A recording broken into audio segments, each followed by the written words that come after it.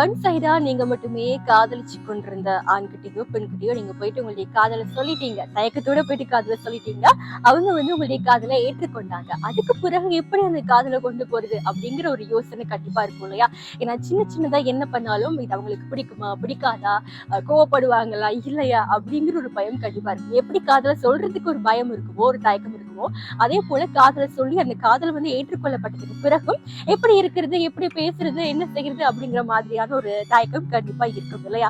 உங்களுடைய காதலை ஏற்றுக்கொண்டதுக்கு பிறகு சின்ன சின்னதா நீங்க அவங்களை இம்ப்ரெஸ் பண்றதுக்கு முயற்சி பண்ணுங்க.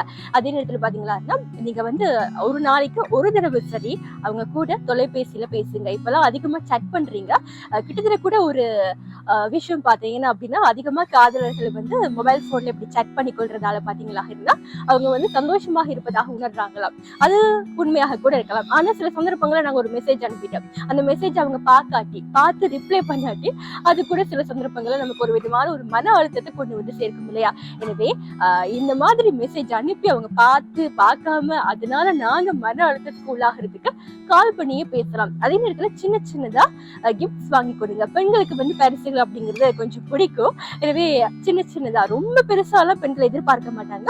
சின்ன சின்னதா பரிசுகளை வாங்கி கொடுப்பீங்களாக இருந்தா கொஞ்சம் உங்களுடைய காதல் இன்னும் அழகாக மாறும். அதே நேரத்துல முடிந்த வரைக்கும் அவ்வப்போது வெளியே போயிட்டு வாங்க.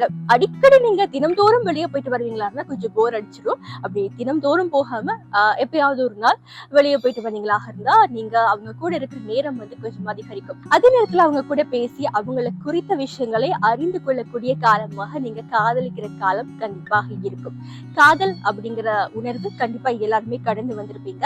ஆனா இப்போ காதலிக்க ஆரம்பித்திருக்கிறவங்களுக்கு காதலை சொல்லி அந்த காதல் ஏற்றுக்கொண்ட பிறகு என்ன மாதிரி அவங்க கூட பேசுறது அப்படிங்கிற ஒரு தயக்கம் கண்டிப்பாக இருக்கும் இல்லையா? அந்த தயக்கத்தை கொஞ்சம் அப்படியே இல்லாமக்கிருங்க.